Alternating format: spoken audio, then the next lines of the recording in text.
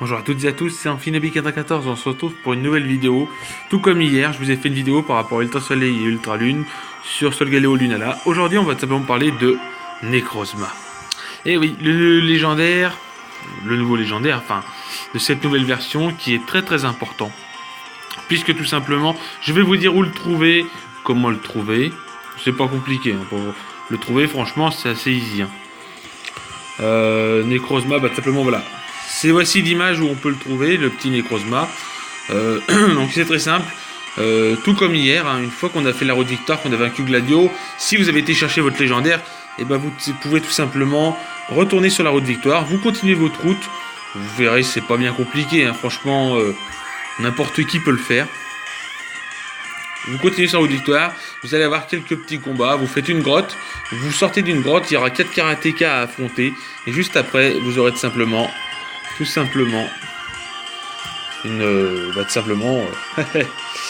aurez tout simplement une sorte de sortie qui sera embutée comme ça, et quand vous sortirez, et ben vous verrez tout simplement Necrozma qui sera tout simplement au sol par terre.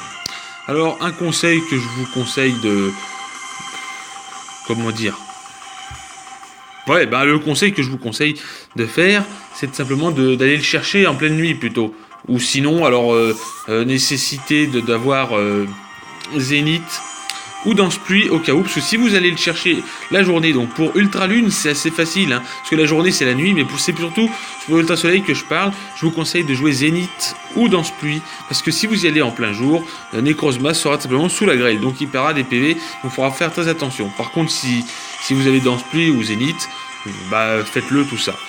Je vous conseille toujours Archiduc si vous prenez Archiduc ou d'autres Pokémon avec fauchage au pire des cas. Une fois que vous avez changé le climat, vous le mettez un PV, son taux de capture est de 3%, donc bon, mais il est assez easy, hein. Franchement j'ai lancé une Hyper Ball dans mes deux jeux, hein. J'ai recommencé 2 fois, franchement ça a été, il n'y a pas à dire, une Hyper Ball je l'ai capturé, je l'avais affaibli, je l'ai mis en zone rouge et voilà. Donc une fois que vous avez capturé Necrozma, tout simplement, vous avez sur Solgaleo Lunala, donc je vais aussi vous parler de ces transformations. Qui dit Necrozma dit ces transformations. Donc pour avoir Necrozma avec la forme avec Lunala, donc Necrozma aile de l'aurore, il vous suffira tout simplement une fois d'avoir capturé, comme je vais vous montrer là, une fois capturé Necrozma, Nicolas il vient nous voir, il nous félicite d'avoir capturé Necrozma, de l'avoir dans nos amis, et il nous donne le Necroluna pour fusionner avec Lunala, ce qui fait qu'il devient le Solgaleo comme ceci. Voilà, Necrozma aile de l'aurore, qui devient de type 6 spectre, hein, il prend le type de Lunala ou de Solgaleo. Et donc voilà pour le Necroluna. Et bon, pour Solgaleo, c'est simplement la même chose. Il nous donne aussi le Necrosol, qui nous permet simplement de transformer notre Necrozma et notre Solgaleo ensemble. Voilà.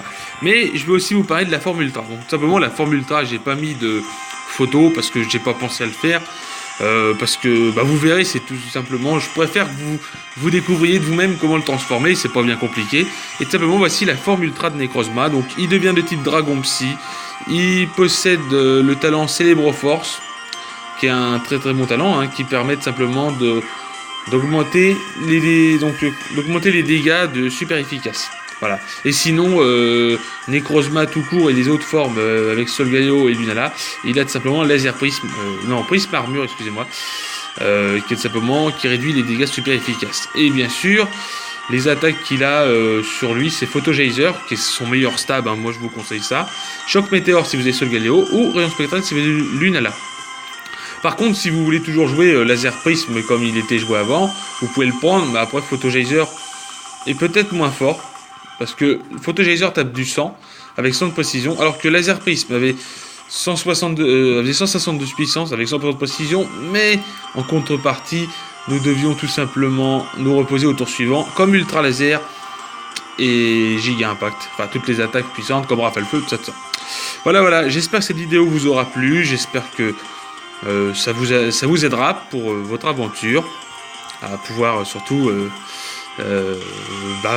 pour vous aider, voilà. Donc j'espère que cette vidéo vous aura plu. Je vous souhaite à toutes et à tous une agréable matinée, une agréable journée ou une agréable soirée. Tout dépend à quel moment vous regardez cette vidéo. Et si jamais vous voulez d'autres informations sur d'autres légendaires, vous inquiétez pas, toute la semaine on va en parler. Demain, nous parlerons d'autres légendaires, je ne dirai pas qui. Sur ce, je vous souhaite à toutes et à tous une bonne journée. Bye tout le monde.